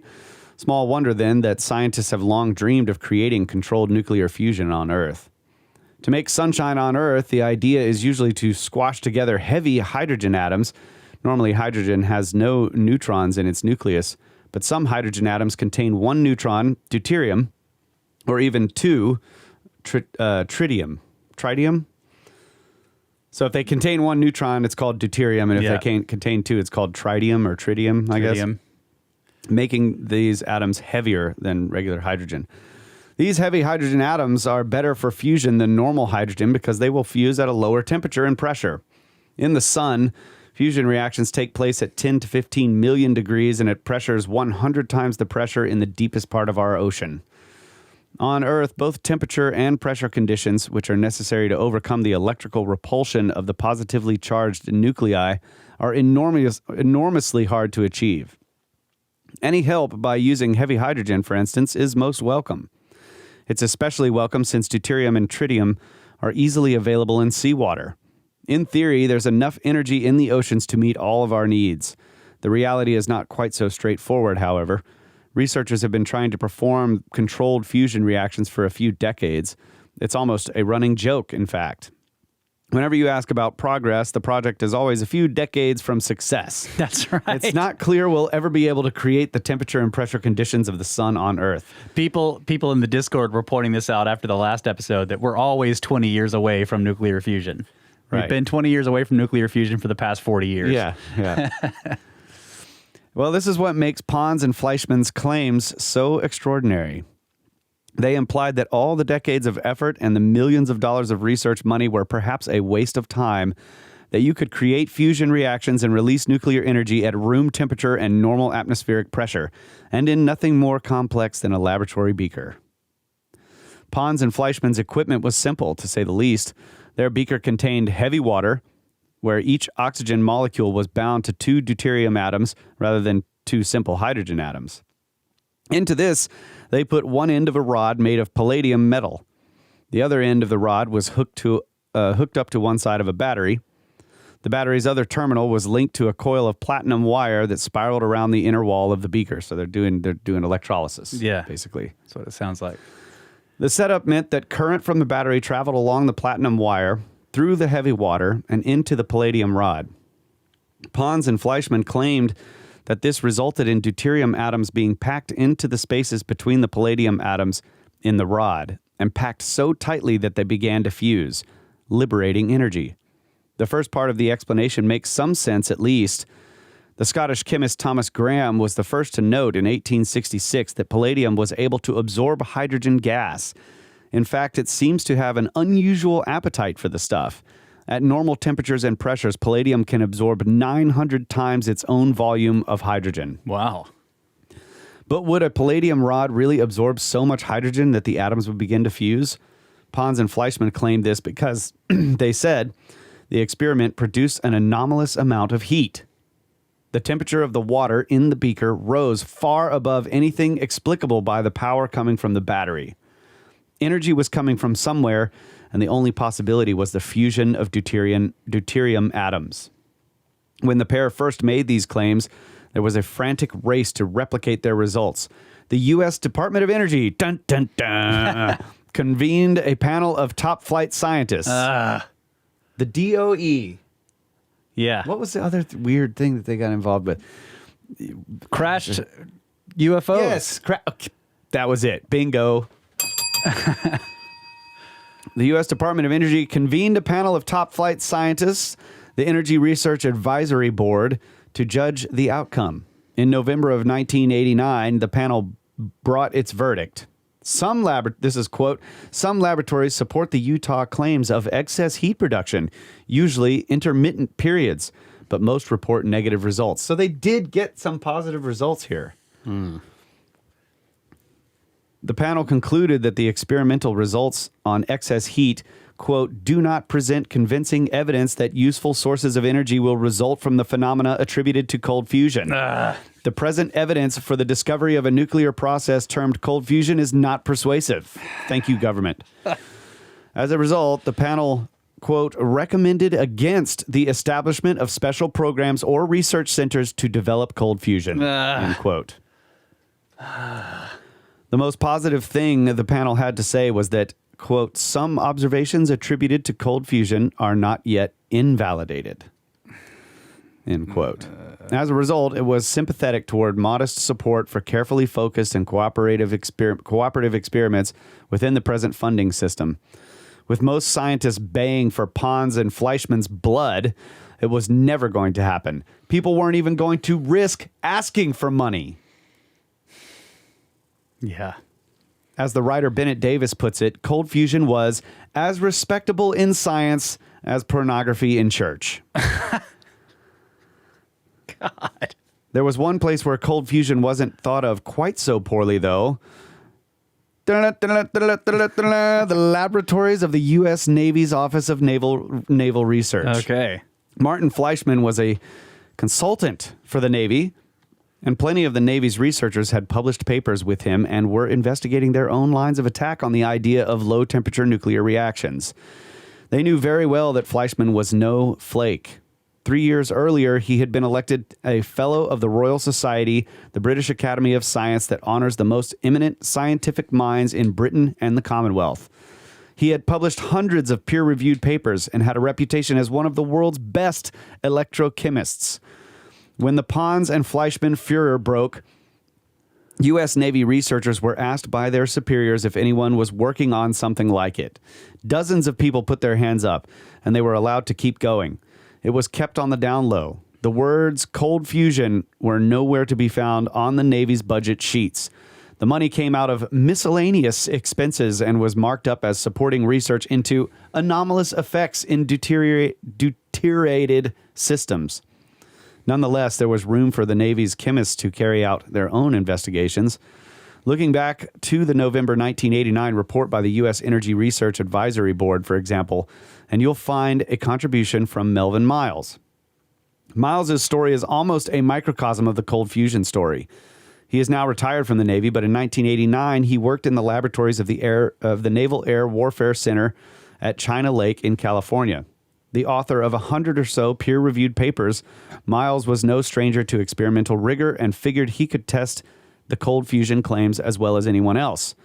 It was a decision that eventually brought his career to a humiliating end. Miles's paper that was cited in the ERAB report, ERAB was an acronym of one of the previous, the Energy Research Advisory Board. Okay. His paper that was cited in the ERAB report is his take on a very straightforward piece of experimental science. Miles found a piece of palladium in his lab, which he dutifully soaked in deuterium for a week. The idea was that the palladium would become loaded with deuterium. Then he put the sliver of metal into an electrochemical cell and turned on the juice. Nothing happened. No strange heating effects. No evidence of nuclear reactions. Nothing. That's what Miles reported, adding his own research findings to the growing pile of evidence against Pons and Fleischmann. He probably would have walked away then, but some of his colleagues, people he respected, were still reporting occasional flashes of excess heat in their experiments. So Miles tried again. From March through August 1989, there was no change in the outcome. Then Fleischmann sent him a recommendation. Fleischmann's palladium samples were Johnson-Matthey material A. Miles sent for some and tried them out. He published the results in the Journal of Electro and Analytical Chemistry in December of 1990. In 8 experiments, the new palladium samples produced somewhere between 30 and 50% more energy than he put in. The paper conveys no sense of the excitement it ought to have generated. No media picked it up, but Miles was reporting, essentially, that he had repeated Pons and Fleischmann's experiments, gaining similar results. Not that his cautious reporting was enough to save his career. Until 1996, Miles was relatively safe. His boss at the Office of Naval Research, Robert Nowak, was a chemist who allocated the cold fusion program a modest budget and defended it in the face of threats and mutterings from skeptics who didn't like federal funding to fall into the hands of cold fusioneers. Nowak also defended it in the face of failure from 1992 to 1994. Miles never managed to repeat his generation of excess heat. The Navy metallurgist supplying his palladium alloy electrodes used up the next 2 years and all the manager's goodwill and patience getting the recipe right. By the time he did it right, producing electrodes that gave Miles a consistent 30 to 40% extra energy gain, the cold fusion budget had been canceled. Most of the cold fusioneers managed to get work on other projects, but not Melvin Miles. Nowak left for a job at Defense Advanced Research Projects Agency, and his successor told Miles that he was effectively unemployable. Everything had to be paid for, including Miles's time, and in the new climate, no one wanted to buy the time of a researcher who had sullied himself with cold fusion research. The hundreds of peer-reviewed papers with Miles's name on them meant nothing. He was reassigned to a job as a clerk in the stockroom. Thanks to his cold fusion research, Miles ended his naval research career taking boxes down from shelves. The lesson? Involvement with cold fusion is a surefire way to blot your scientific copybook. It even happened to a Nobel laureate. So I did this is basically the story that I ended up finding that I felt gave the story in its fullest extent. But there were other stories that I read, and in a couple of different places, they talked about the difference in the palladium. I was going to say, what was the difference in the samples? The difference is the surfaces of the plate have to be like, it's something about the smoothness on a microscopic level. There was something about that. So it's like, I don't know if it's porosity or that it's like, you know how certain metals can have, they can be folded and or forged and have impurities or whatever, but I was wondering if it was about impurities in the sample or crystalline structure, because if you're forging and bending and folding, you're rearranging all the stuff. You know, so I don't know for sure, but I just remember reading something about, and you know, feel free to look into this further. I could be wrong, but I just remember reading that it had to do with the, like on a microscopic level, how fine and smooth the metal was. And they were talking about sheets of it or, you know, plates of it. And the original guy said he was actually just, they were researching QED, like quantum electrodynamics. Is that what he said? What he was saying was he wasn't trying to save the world. And that was the whole thing about the scandal with the news story, is that they, you know, the media and the university that wanted all this acclaim for saving the world basically was the way they pitched it. He was only doing the experiments because he was interested in the physics. Yeah. That's how you save the world. Never try to save the world. That's right. That was the first thing I thought. I was like, I got... And that's what he was like. He's like, I'm not trying to save the world, and that's how you save the world. Yeah, I had no intention of saving the world. Yeah. He just says, what does he say? Yeah, it was something about quantum electrodynamics, right? Yeah, I never told people that I was only interested in understanding quantum electrodynamics. Yeah. Yeah. That was Feynman's thing. So that's another fun. But see, this is the kind of stuff that I like to look at or think about in physics is that, like, think about you know, this process of electrolysis in the first place, that it can just, without any big, you know, explosions or whatever, you can just separate these molecules so simply. Yeah. The water molecule, just break it in two. Yeah. And here comes the oxygen and there goes the hydrogen. And it's like very calm. Yeah. It's like, it's about tuning, right? It's like you get the right frequency, it's tuned just right, and then just like they just come apart. It's like you have the right tool to disassemble. Yeah.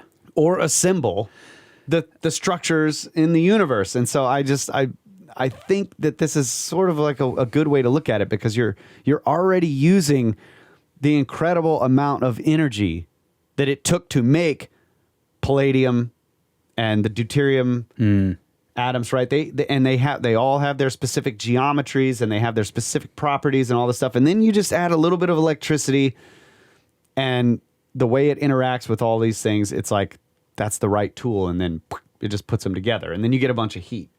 But the fact that they were getting it intermittently and it wasn't consistent, the ideas that are out there is that it's all about how the palladium is structured. Yeah. So it has to be very, very fine. That's why Fleischmann was like, listen, you got to get your materials from this guy, from this company.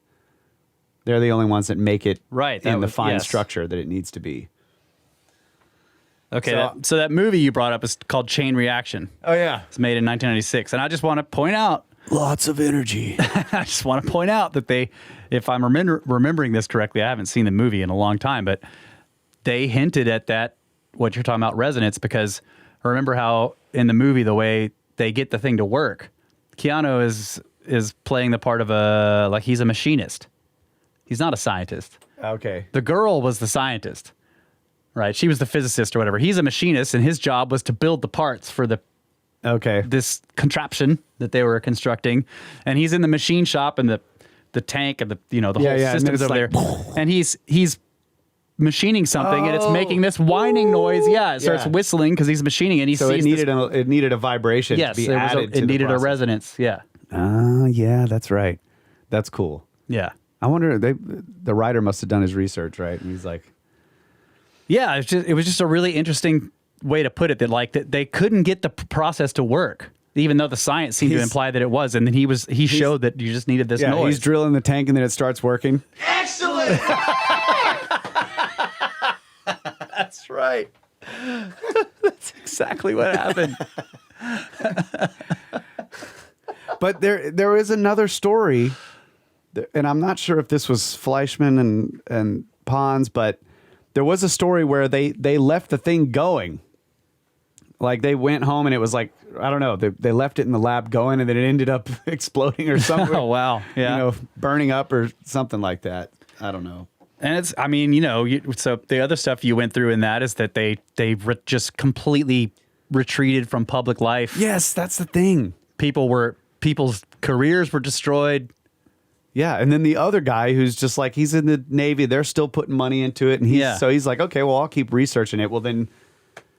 Yeah, and he gets positive results, and his career is still and then destroyed. They cut the budget, and then they're like, yeah, nobody's ever going to hire you again. God.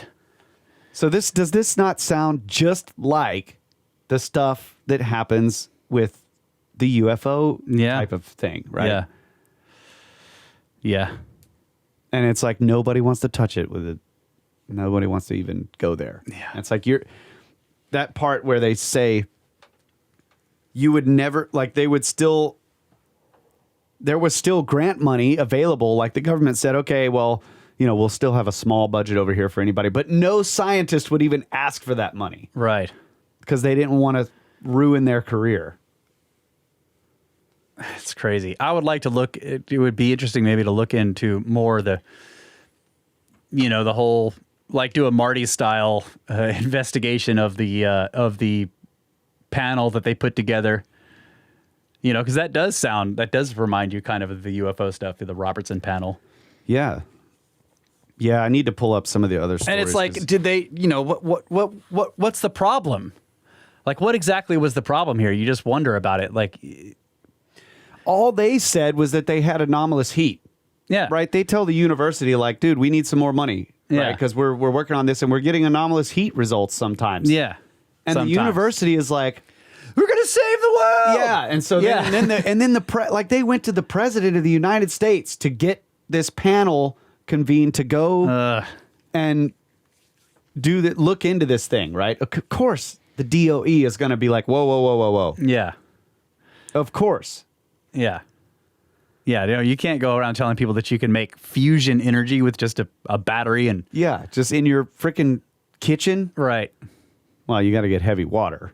Yeah, you need heavy water and palladium or whatever. But the stuff, it's in the ocean, so you got to get palladium. But yeah, you could probably buy it. I was thinking about looking it up. Let's right now. Let's do it. Let's make one. Let's buy some palladium. Let's see what it. Oh, they're shoes now. Dang it! It's all I get on Amazon metal. Let's see what palladium metal bar. Aha! Palladium metal leaf element sample in glass vial. $16. Man, come on. Yeah, palladium metal foil. 99.99% pure element sample in a mini Pegase periodic element tile. $19.50. What was the other one? You need the beaker, you need the rod, and then what did they... Was it... Yeah, they had a platinum coil. Or... Yeah, they had a platinum coil in there that was their anode or whatever. Yeah. We should try this. But how will we know? See, that's the thing. How will we know if we get anomalous heat? They were able blow to up the cube, we know. Well, but but they were able to calculate like how much energy the battery's actually putting in, how the blah blah blah, and so we'd have to figure this out. We need a mathematician to figure this out, like how much you have to have everything measured like very precisely. Yeah. Then they could say, okay, there's anomalous heat there. But yeah, let's do it. Yeah. This is why they don't want this to be true, right? Because people like us will be like, we could do this. You can just buy your palladium. You can get a big tub. You can buy a battery, and you just hook it up in your backyard. And then, of course, you need a steam turbine. Yeah. Right. So, yeah, you can buy a steam turbine. Yeah. Steam turbine. Get a Tesla turbine. Yeah. Yeah. We could all have little power plants in our backyards. Yep. You just need heavy water. The other thing that I think, from some of the other reading, again, on the specifics of the process, is that you have to keep replenishing the water, and then of course you get corrosion and build up on your anode and cathode. This happens with electrolysis too. It starts out nice and strong when the water is pure, but as you go through and it starts breaking up, and it's producing byproducts as well, the gases and whatnot, then things start to corrode. The water changes color. So you would have to have a system that's constantly like cleaning and replenishing it. But still, I mean, compared to the other option, which is creating the heat and pressure using electromagnets. Look, we can buy heavy water too. Deuterium oxide. All right. 99.9% pure. Oh, yeah. Oh, let's just do it. We should try this. So, on the other side of with the traditional like tokamak fusion experiments that they're doing, I read something recently that they figured out that they actually have to make these complicated irregular magnetic fields in order to stabilize the plasma. Yeah. Because the big problem here, again, it's a very similar type of problem where you've got the plasma beam and you have to have an anode and a cathode for the plasma.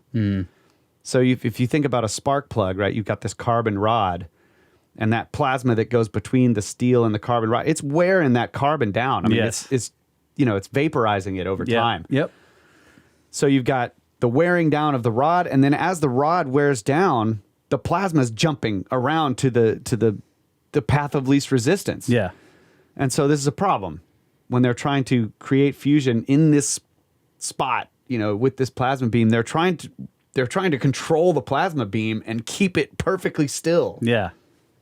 And so they're building these giant magnetic fields around the plasma beam, but it still has this, this tendency to just like fluctuate suddenly and ruin this is why I'm guessing this is why they can't sustain it, right? Because then the plasma beam jumps and then they'd lose it. Yeah, it melts something. Yeah.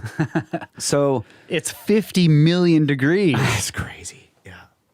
So one of the new discoveries, this is one of the new things that I think this may be the reason why these stories are popping up now, is that somebody figured out that if you make an irregular magnetic field rather than, because they were making this sort of nice symmetrical regular magnetic field to contain it. And now they're doing this thing where they make them irregular and just asymmetrical all around the thing. And for some reason that holds it still. And I guess like it traps it better. Yeah. And it keeps it still. So that seems to be one of the developments that's come out recently. But I like this benchtop version. It's funny much better. because they've spent billions and billions of dollars on hot fusion, which is, I mean, it's great. It's good because even if we don't end up using it, you can find out other stuff. Yeah, it's good science, right? But if you can actually do this process cold, like this thing, and it's so simple. You need heavy water. You need a couple of different kinds of special metals. Yeah. And probably if you the were rest studying, is academic. Yeah. Well, if you're studying it properly, you would figure out, oh, here's how we can refine the process, and here's how you actually would turn it into something where you're, maybe they weren't making something that would actually generate energy in a way that you could use, but it's possible that if that's, and this is the other thing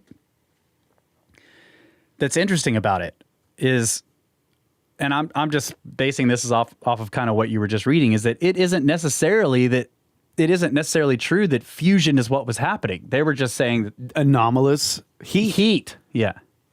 That what based on their calculations, that's the thing, is that, like, you know, we went through all this Feynman stuff. You can calculate the amount of energy that should be released. They did this when they were making the nuclear bomb. Yeah. They figured all this stuff out and built machines based on their calculations. Yeah. But the way to tell if they were actually generating fusion would be, were they getting helium? Right. Or something else, you know. Yes, there was a story about that too, where they were unable to find the helium. Yeah. But then there was other problems with finding the helium because of the reactions that would happen inside the heavy water. Oh, okay. As well. Yeah. And that, you know, they were like, well, maybe because they did a lot of the experiments later had detectors to try to detect even gamma ray production, right? Because they assumed it should be gamma ray production. Yeah. So we should be careful if we're going to do this experiment. We need lead suits. Get us some lead suits. And some good they were sunblock. unable to detect gamma rays either. And so then they went through that process and they were like, well, it is possible that the gamma rays were absorbed because of this or whatever, you know. Yeah. So there was all these factors that was like, there's multiple possibilities why we might not detect helium, why we might not detect gamma rays. But there's still the anomalous heat. And when they do the math, they can't figure out, well, the only place this could come from would be the fusion. But they could be wrong according about to that. known physics. Yes, they could be wrong about that. You're right. But you're not allowed to do this because it will destroy your career. So it's left to us that have no Good career. thing we have no scientific careers. This is what I'm saying.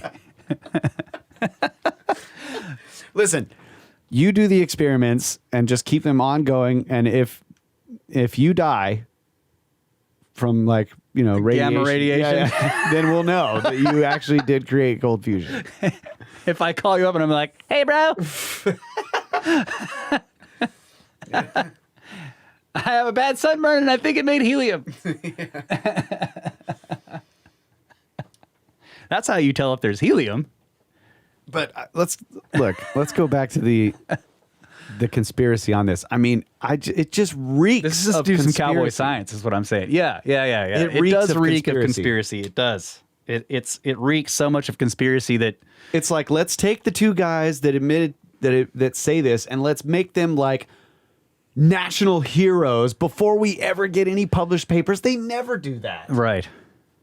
Yeah, being careful in science. This is what the guy we had on, the scientist we had on that wrote the book Losing the Nobel Prize, it was all about. Yep. That they didn't publish their findings, but they Brian basically Keating, were Brian Keating. They were nominated for a Nobel Prize before the papers were peer reviewed and before they had done enough enough checking to make sure they didn't have any errors in the experiment. That's right. But it wasn't national news that they had discovered that the Big Bang actually happened or anything, proved Right. the Big Bang. Yeah. So it's like it's crazy to me to think that, like, a university would do that without, like, okay, let's get the papers peer reviewed, you know, let's It does seem strange. let's repeat the experiment. It seems like a conspiracy from the get-go. Yeah. That they're asking for funding, like, look, we're getting anomalous heat. We just need $600,000, guys. Yeah. And then they're like, okay, let's do this giant public, press release. Yeah, and make these insane claims, and then get the president of the United States involved in an entire government commission, and then everybody's career is destroyed. Yeah. That's like, It does seem like a plan to take down. yeah. And then the last place that's actually still doing it, because the government's like, yeah, well, we'll still give you money, and then nobody's going to even dare ask for the money. The last place that's doing it is a Navy laboratory. Right. And then that guy starts getting results, and then he gets fired, and he has no career. Yeah. Basically. I mean, come on. It does sound like a conspiracy of some kind. And is this is another one of those, they're afraid of it? Either that or they just It's too simple. It doesn't require a gigantic government facility that only governments can afford to build, you know? Yeah. Or a huge private organization. Like, in other words, it's a national defense issue. Yes, that's right. Yeah. So if it's hot fusion and it takes billions of dollars in a giant facility, then that's okay. Because, Right. You know, Because normal everyday guy can't do it. Right. Some rando in his garage can't make one. That keeps energy completely manageable. Yeah.